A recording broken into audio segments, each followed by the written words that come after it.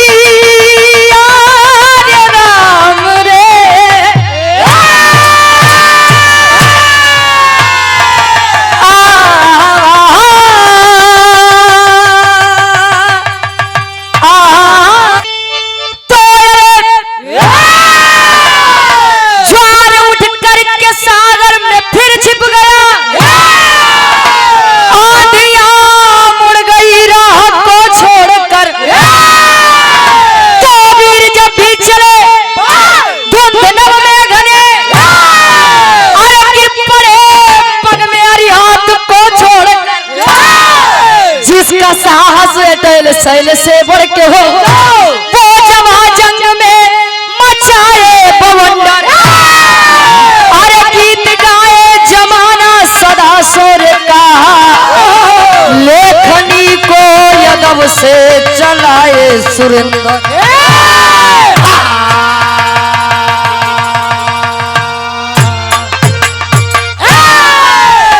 बिरहा की कहानी पे ध्यान दिया। वीर होते कैसे हैं, किस लिए किसी का इतिहास गाया जाता है। पहले के पुरानिया एक बात कहे रघुकुल रीति सदा चली आई, प्राण जाई पर वचन न जाई। एक बार जब कोनो वचन दे दे तो जान चली जाती रही, लेकिन वचन से पीछे नहीं हटत रहे। आज के जनरेशन के लोग इशारों को समझिए, राज को राज रहने दीजिए। कबीर जी बहुत सुंदर गजल के भाव में संकेत देते हैं, कैसे?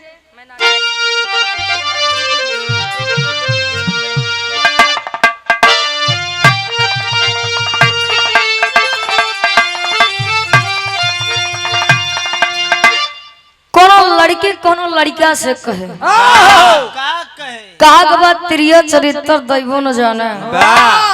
मेरा रू के खातिर का से का भाई आप लोग जानत है, पूरा आला खंड देख ले, जहाँ देखा वही नारी। वाह लड़कियां का कहे अरे मैं नाजे हूँ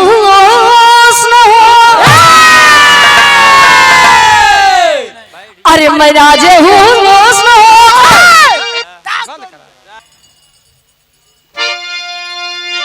अरे मैं नाजे हूँ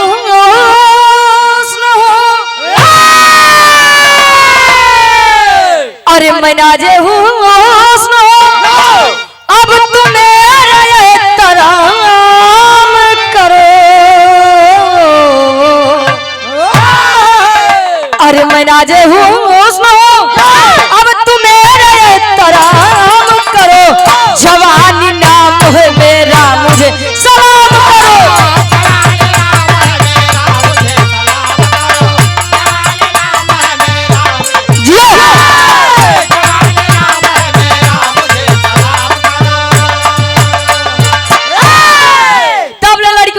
सुना हमार बात का कहे अरे तो तुझे सलाम करूं, अरे तो तुझे सलाम करूं, गा तू मेरा एक काम करो।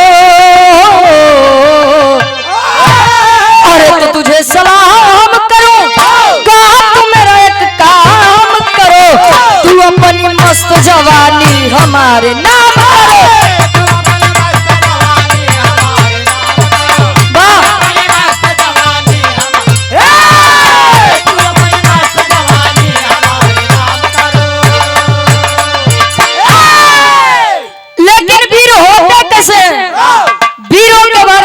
बताओ तो कैसे?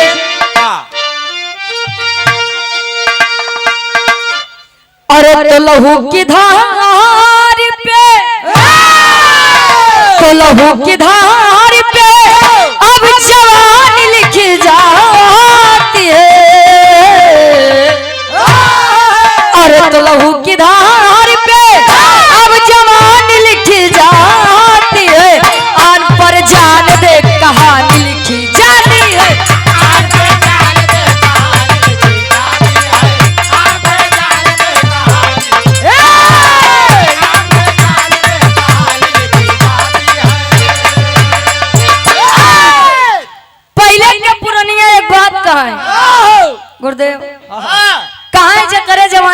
आवत है तो चोकरत की आवत है का यार है पहले के पुरनिया अपन जवानी काम में खर्च करत है आज के खटिया पर देखता भौजाई अपने देवरे साथ है जीजे अपने सड़ुआई साथ है सास अपने दबा दे संगे फिर वाह बहादुर क्या बात है बिरहा की कहानी की शुरुआत तेरे से बा कवि जी जौहरी छंद से लेते हैं कैसे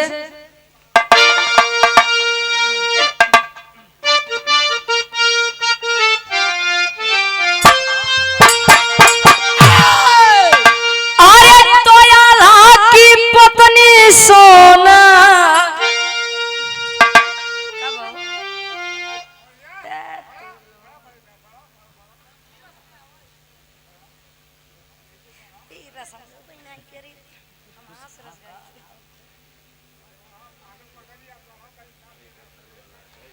अच्छा अच्छा चुप रहता तनिक देर 75 कमाल बोलबई करी अबे कुछ देर चले इनका आ तो सुनर ना मोहनस काहे बोलता है अब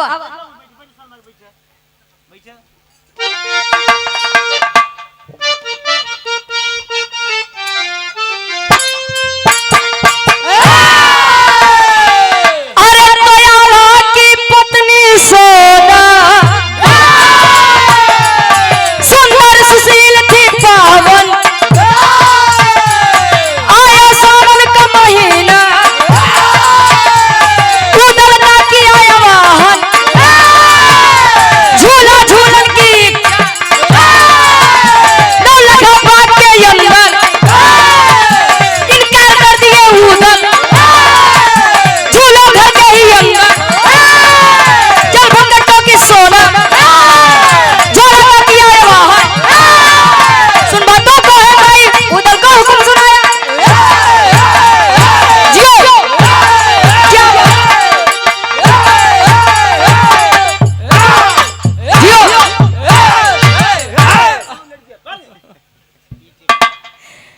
कहानी के तनी आप लोग समझ ला आशा ना पूर्ण विश्वास बा कहानी शीशक के जैसा साफ हो जाए ए महुआ नगरी में आल्हा उदल जी आल्हा के पत्नी सोनवा जी देखे में इतनी खूबसूरत रहे इतनी सुंदर रहे इतना कि वो समय में उनके जैसा खूबसूरत क्यों नहीं रहा सब श्रृंगार कई के अपने कक्ष में बैठे यहाँ सखी सहेली जाई के माई सुनवा से कहीं सुनवा जे सावन के महीना चलत बा अगर यार सावन में कजरी राग गवई के मिल जाए तो आनंद आई जाए कहे तब दिक्कत का बा कहीं कजरी राग नीक तो लगी लेकिन झूला झूलई के साथ है कहे तब कहीं नौलखा बाग के अंदर चल के झूला डाल के अगर झूला जात तो जान ला आनंद आई जात यार उदल जी अपने मोछी पे ताव रख के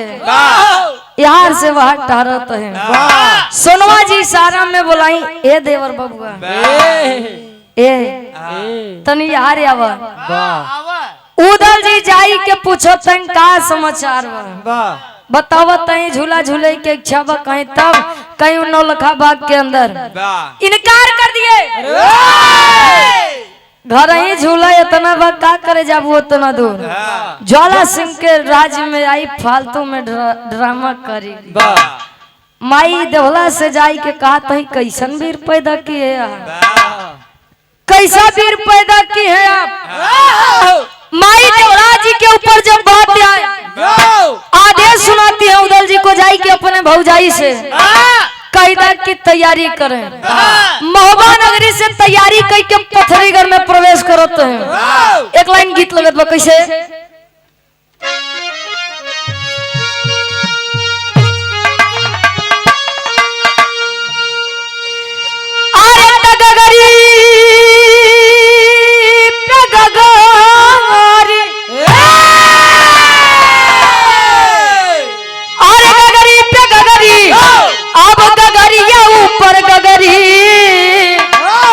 गगरी छुआई जई है रजऊ गगरी छुआई जई है रजऊ त जई है धर्मवा नसाई हो गगरी छुआई जई है रजऊ जई है धर्मवा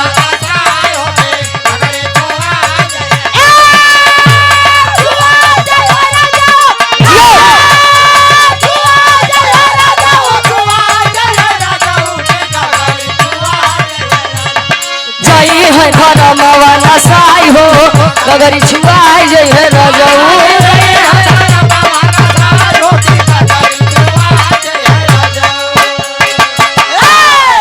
लेकिन झूला डाल के वह नौलखा बाग के अंदर उदल जी का कहे अरे दसवनी बहार अरे दसवनी बहार अरे सवनी बहार लूटे गोरिया सवनी बहार लूटे गोरिया अरे तो बगिया भइल बा गुलजार हो सवनी बहार लूटे गोरिया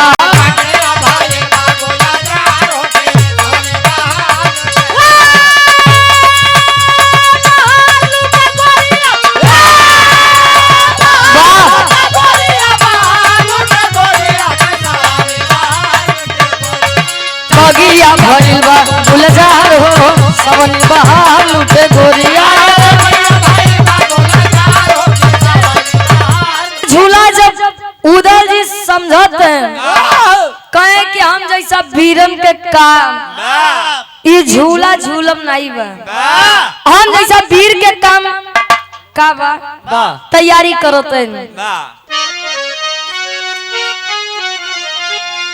अरे डाली के झूलनवा उदल अब खोजे शिकार हो पत्थरी के ज्वाला राजा आइते ही बार हो पत्थरी के ज्वाला राजा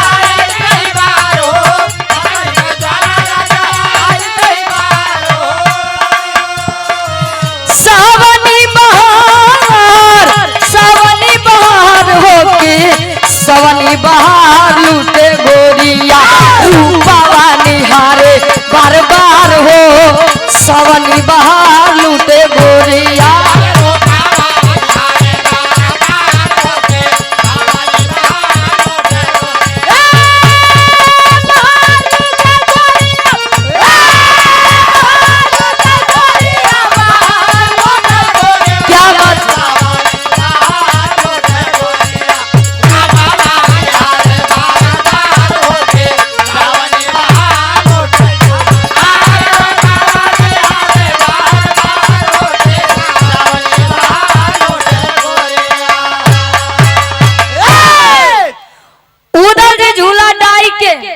यार माई सुनवा जी सखी सहेली अपन झूला झूला तई कजरी राग गावत हैं उदल जी निकल गए शिकार करने के लिए और तभी पथरीगढ़ का राजा ज्वाला सिंह अपने बगीचे में प्रवेश करता है सोचत है आखिर इतना शोर शराबा हमारे प्रदेश में वो हमारे बगीचा में आज तक नहीं भाई आज कहाँ से हो गया जाई के बगिया में जब निहारत है सोनवा जी का देखते है बस देखते रह गए पहली नजर का पहला प्यार पहला प्रेम हो गया माई सोनवा जी का निहारत है माई सोनवा जी कहिए लड़की नहीं देखे का कहे देखे तो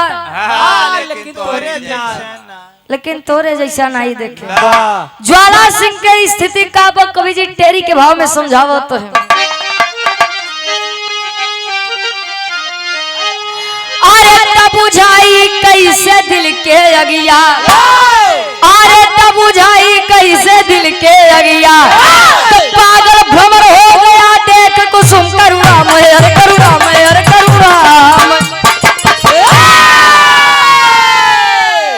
पागल भ्रमर हो गया देख कुसुम करुणामय बुझाई कैसे मन के अगिया पागल भ्रमर का मतलब ज्वाला सिंह से तुलना कर रहे हैं कवि जी पागल भ्रमर का मतलब कवि जी तुलना कर रहे हैं ज्वाला सिंह से और कुसुम करुणा में कुसुम का मतलब फूल होता है सोनवा जी के तुलना यार माई सोनवा जी से करते हैं भवा का ज्वाला सिंह आई के चौरा पे बैठ के माई काल रात्रि से विनती करत बा आराधना करत बा ये माई आज जो लड़की बगीचा में दिखान हुई के दीदार कराई दे लड़की के दीदार आज हम बगीचा में कहने वही के बस दिवाई दे बस जीवन में आपसे कुछ न मांगो माई बताओ थी बेटा वो शादीशुदा है मोहब्बत के राजा अलहद की पत्नी इंदल की माँ है क्यों आप उसके पीछे परेशान हो कहे मातारी जब ई सब नहीं जाने। बस एक बार वो लड़की हमका देवाई दे, कहीं बेटा सोच ले कई बार मदद करब। 4 गढ़ दे जाई के सोनवा जी सहित जी के हर 4 गढ़ महोबा नगरी से पथरीगढ़ में लेके आए। सोनवा जी व्याकुल, उदल जी सोनवा जी के खोज में चुड़ियारिन के रूप बनाई के यार से बाहर तारत है। अजब पथरीगढ़ में अपने भौजाई का ज्वाला सिंह के घरे देखे, कहे वाह भौजी वाह, हमरे भैया के प्रेम में का कमी रही जवन तू एकरे साथे आई के रहती है। माई सोनवा जी बतावो तही देवर जी हम अपने खुशी से यहाँ नहीं आए हैं, ज्वाला सिंह जबरदस्ती मेरे को यहाँ पर लेकर आया है। जाई के अपने भैया से कह दा अगर जल्दी से जल्दी हम कहीं से लेके न गए 1 महीना के अंदर तो हम अपन जान दे देव, लेकिन एका पर पति न स्वीकार करब। महोबा नगरी में आज पलटन तैयार होत बा पथरीगढ़ पे चढ़ाई करे खातिर। वीर रस भाव लगत बा कैसे,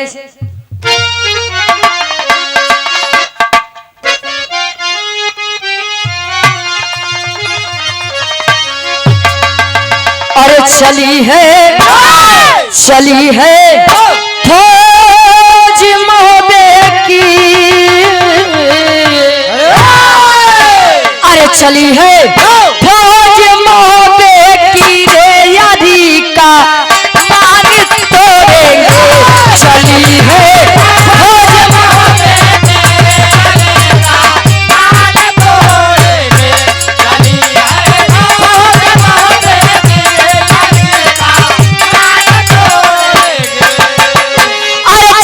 फौज महोबे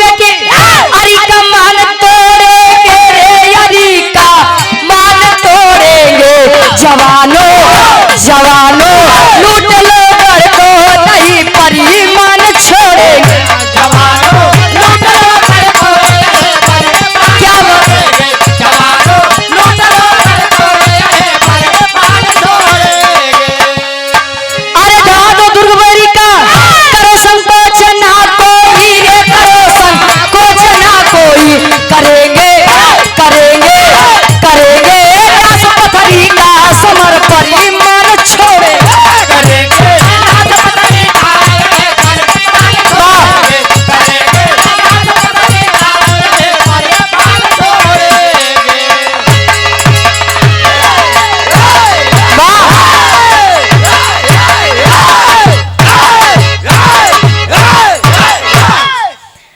जाई के महोबा नगरी में तैयारी पथरीगढ़ पे आक्रमण करे खातिर तैयार हुए। पथरीगढ़ का चारों तरफ से जब घेर ले, ज्वाला सिंह जाई के माई काल रात्रि से माई बचाई ले तू नहीं तैयाला छोड़ी न। कहे जब कहा तो रहे कि एक कई बार मदद करत तब तो तिरिया चरित्र के पीछे परेशान रहा, आज मदद मांगे खातिर आया। माँ काल रात्रि सीधे मना कर देते हैं कि हम तुम्हार मदद न कर पाओ। ज्वाला सिंह कहे अच्छा तो तू का समझ, तू हमार मदद न करबू तो हमार मदद के करबई न करी। ज्वाला सिंह करत बा कैसे, पापड़ के भाव में कवि जी लिखत,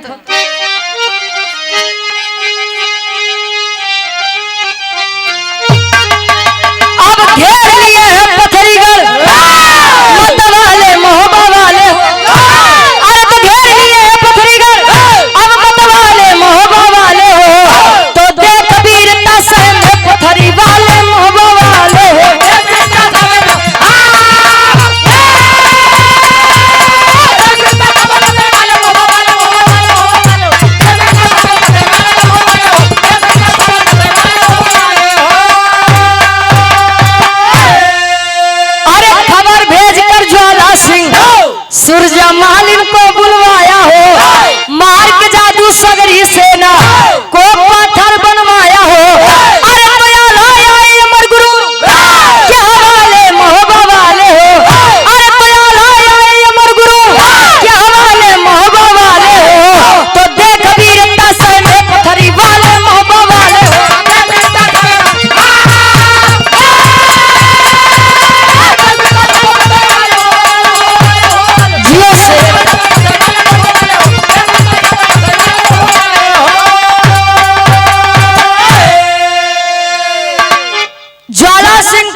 भेजकर सुरजा मालिन को बुलवा लेता है। सुरजा मालिन के पास ऐसा जादू रहन के अपने जादू से कोनो भी इंसान का पत्थर में परिवर्तित कर सकत रहे। आकर के सुरजा मालिन आल्हा के पूरी पलटन को पत्थर में परिवर्तित कर दे। बचन के केवल और केवल आल्हा जी आकर के छत्तीसगढ़ में अमर गुरु के पास पेड़ के पीछे छिपा रहे। आए छत्तीसगढ़ में अमर गुरु के पास, अमर गुरु से सारी बात बताते हैं।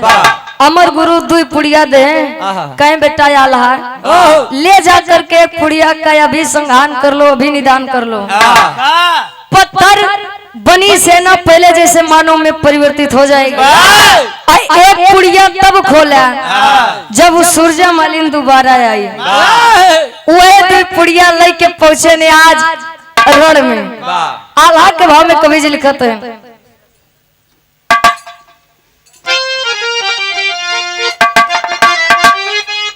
क्या बात है।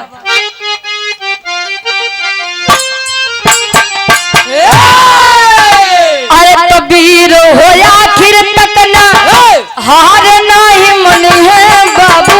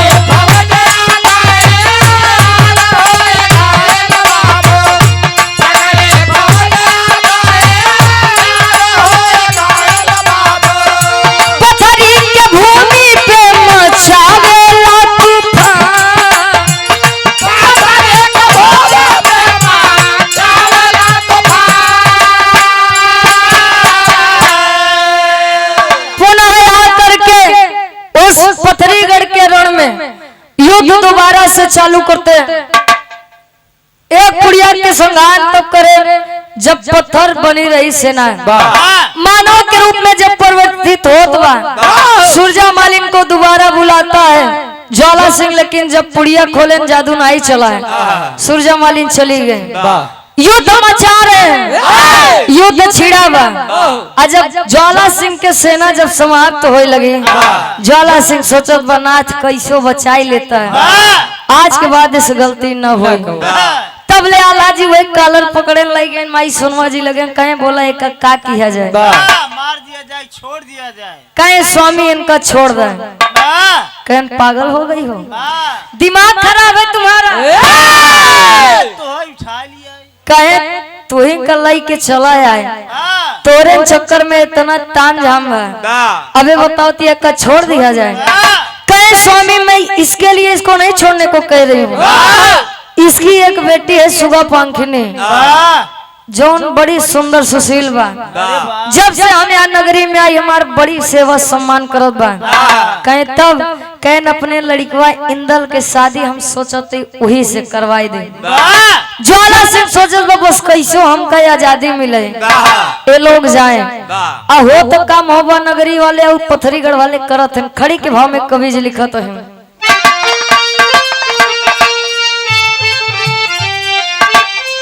और अंश कंस्ट्रक्शन या बड़े भाई दिनेश यादव जी प्रधान पद के आप प्रत्याशी हैं, जेसीबी वाले आप जेसीबी मालिक हैं।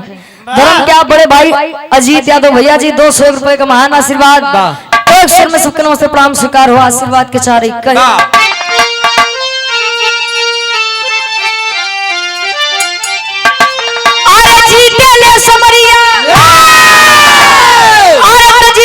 समरिया, अब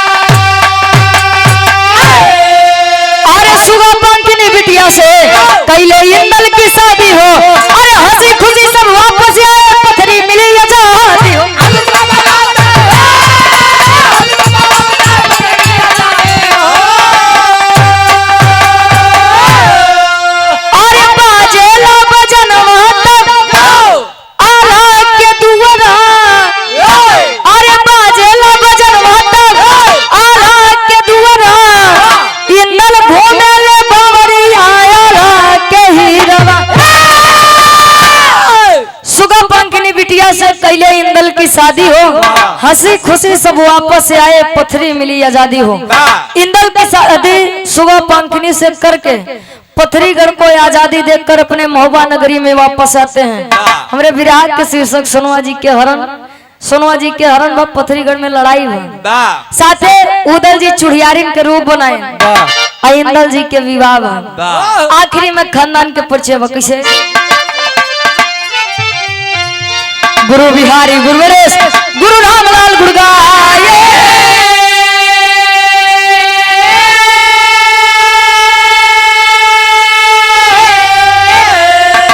आरती मां चंडिका राजनारायण राधे श्याम हरसाए।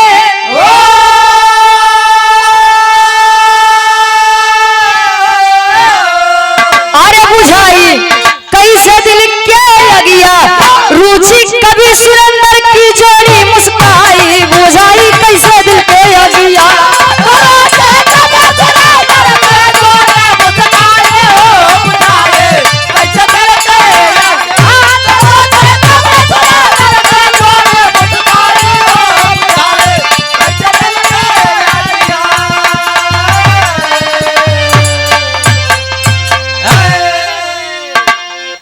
बड़का भैया के नंबर भाई आप लोग बाहर से आनंद ले।